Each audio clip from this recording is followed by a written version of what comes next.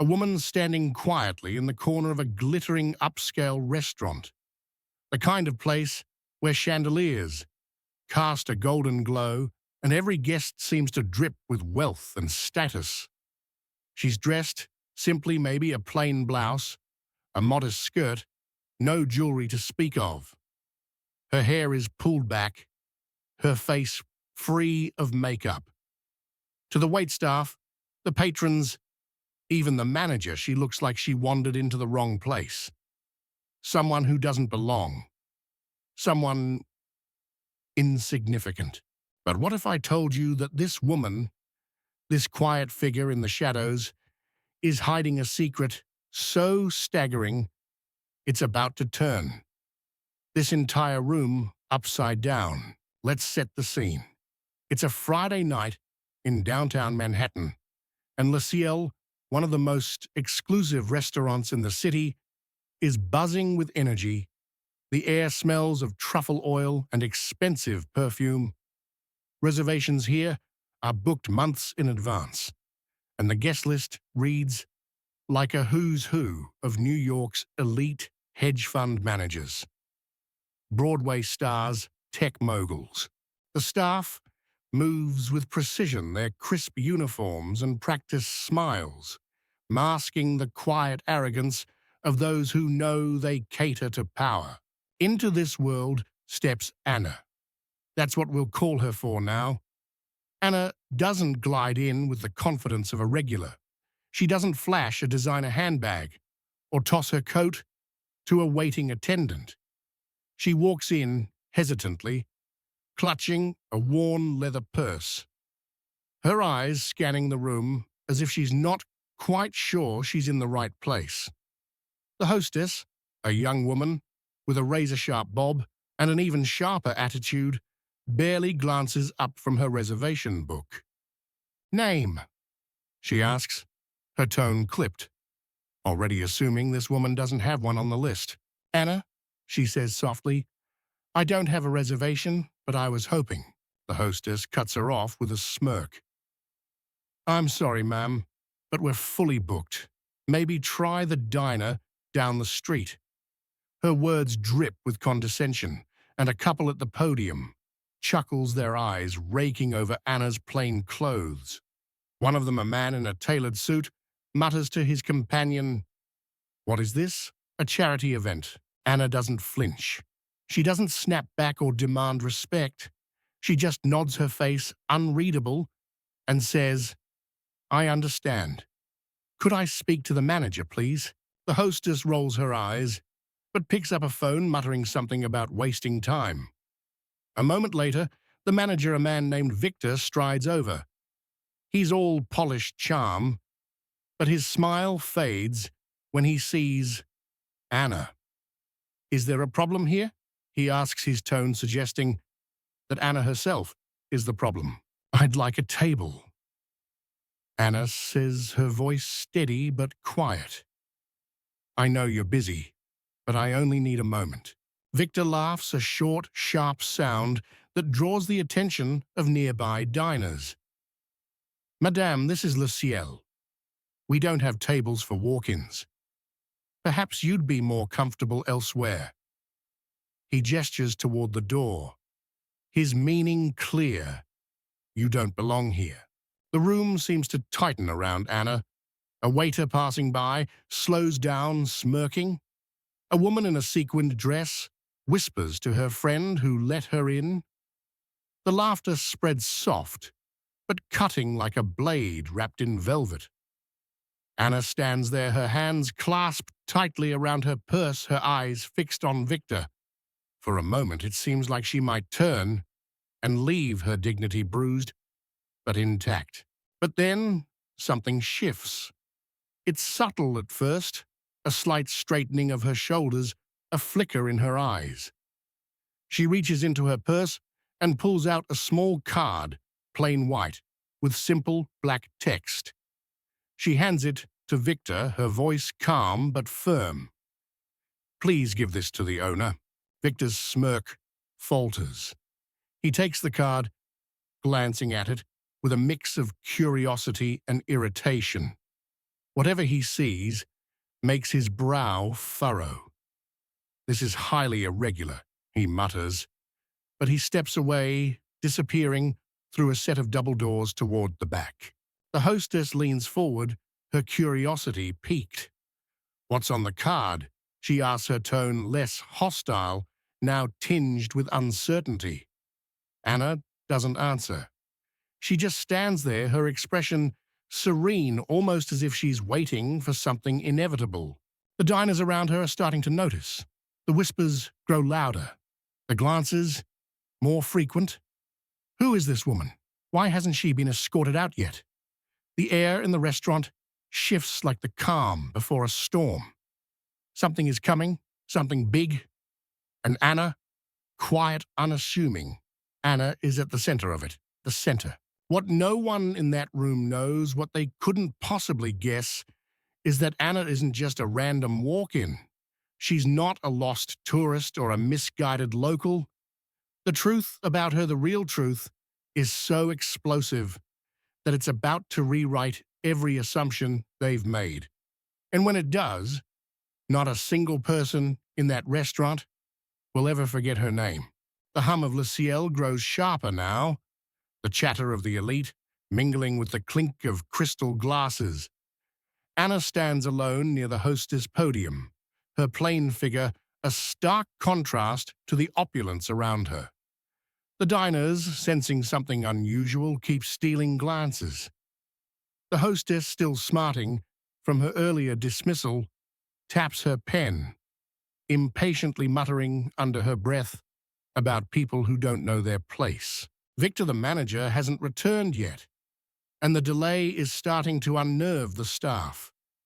A waiter, balancing a tray of champagne flutes, leans toward the hostess. What's going on? Why is she still here? The hostess shrugs, but her eyes keep darting toward the double doors where Victor disappeared. Probably begging for a seat, she says, loud enough for Anna to hear. Some people just don't get it. Anna doesn't react. She doesn't even look at the hostess. Her hands are still clasped around her purse, but there's a quiet strength in her posture now, a stillness that feels almost deliberate. It's as if she's holding something back, waiting for the perfect moment to let it loose. The double doors swing open, and Victor reappears, his face pale, his polished demeanor cracked. He's clutching Anna's card in one hand, his knuckles white. Behind him is another man, older, impeccably dressed in a charcoal suit, his presence commanding the room without effort. This is Mr. Ellison, the regional director of the company that owns Le Ciel, and a dozen other luxury venues across the country. His arrival sends a ripple through the staff. Waiters freeze amid-step. The hostess straightens her smirk, vanishing. Ms. Anna Ellison says, his voice warm, but tinged with urgency. "I'm so sorry for the delay. Please come with me." The room falls silent. Every eye is on Anna now, but she doesn't rush or gloat. She simply nods and follows Ellison. Her steps measured her head high. The diners exchange confused looks. The hostess stammers, but she didn't have a reservation. Victor shoots her a look that could curdle. Cream hissing, "Be quiet." As Anna passes through the double doors, the whispers explode into a frenzy. Who is she? Why is Ellison here? Did you see his face? He looked scared.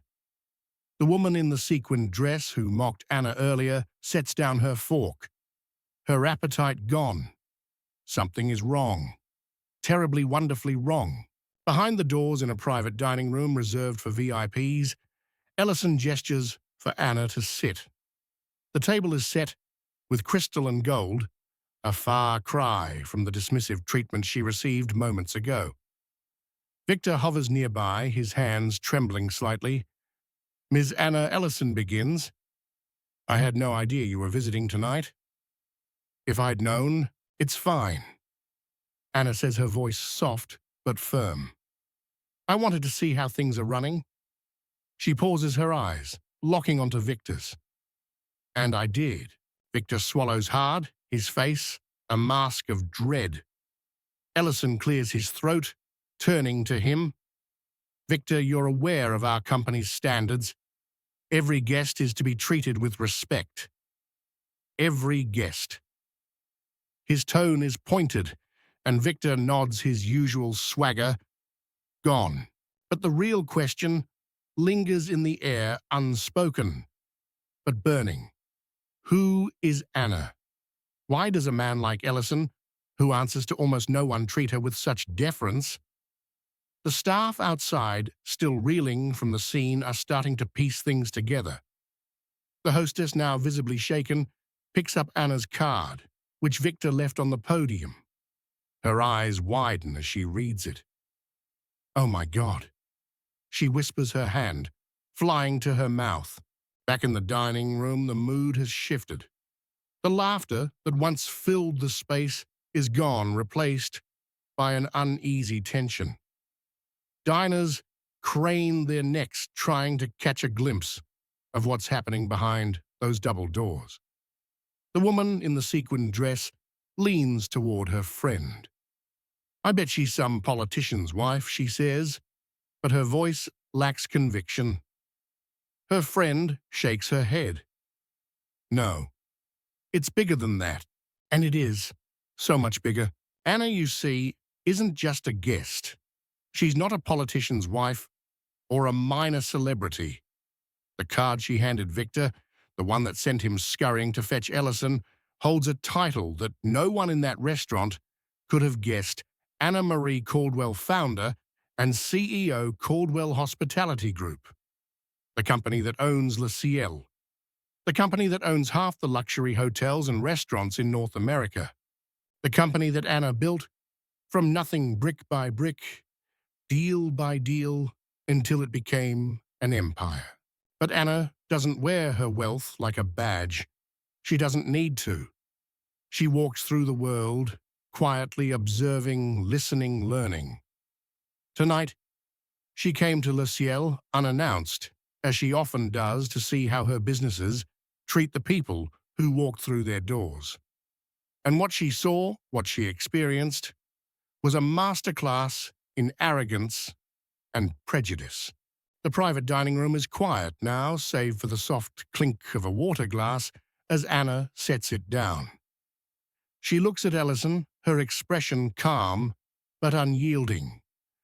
I want a full report on the staff's training, she says, and I want to know why any guest, would be treated the way I was tonight.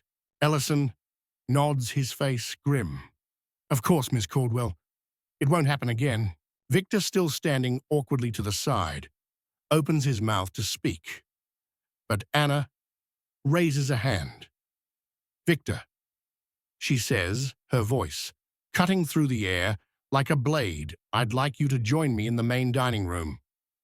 Now, the double doors swing open again, and Anna steps back into the restaurant, Ellison and Victor trailing behind her. The room falls silent once more, every eye locked on her. She doesn't look like the timid woman who walked in an hour ago. There's a fire in her eyes now, a quiet, unshakable authority that commands the space without a word. She stops in the center of the dining room, her gaze sweeping over the staff, the diners, the glittering chandeliers. Then she speaks, her voice clear and steady, carrying to every corner of the room. My name is Anna Caldwell, she says. I own this restaurant. I own every restaurant in the Caldwell Group. And tonight, I came here to see how you treat people who don't look like they belong. The gasps are audible. The hostess drops her pen. The woman in the sequined dress chokes on her wine. Victor looks like he might faint. Anna continues, her voice unwavering. I was laughed at. I was dismissed. I was told to leave. And if that's how you treat me, how do you treat everyone else who walks through these doors? The room is frozen, the weight of her words sinking in. Diners shift uncomfortably in their seats, some staring at their plates, others gaping openly. The staff, from the waiters to the busboys, stand like statues, their faces a mix of shock and shame. Anna turns to Victor, who's practically shrinking under her gaze. "Victor," she says, "you're relieved of your duties, effective immediately. We don't tolerate disrespect here, not from anyone." Victor nods, his face ashen, and slinks toward the back, his career in tatters. Then Anna addresses the room again, her tone softening, but no less powerful. "This restaurant was built on the idea that everyone deserves a seat at the table. Everyone deserves respect. I hope tonight reminds you of that." She pauses, letting her words linger, then adds, "Enjoy your evening." With that, she turns and walks toward the exit, her plain blouse and modest skirt somehow more regal than any gown in the room. The diners erupt into applause, some standing, others wiping tears from their eyes. The staff, still reeling, begin to move again, their arrogance replaced by a newfound humility. As Anna steps out into the Manhattan night, the city lights reflecting off the pavement, she doesn't look back. She doesn't need to. She's just taught an entire restaurant, maybe an entire city, a lesson they'll never forget. Never judge a person by their appearance. Never assume you know their story, because the quiet woman in the corner, the one you laughed at, might just be the one who owns the room. And that, my friends, is the power of Anna Caldwell, a woman who doesn't need to shout her worth because her actions and her empire speak louder than words ever could. So the next time you're tempted to judge someone, to dismiss them because they don't fit your idea of important, remember, Anna. Remember that the person you're looking down on might just be the one who changes everything.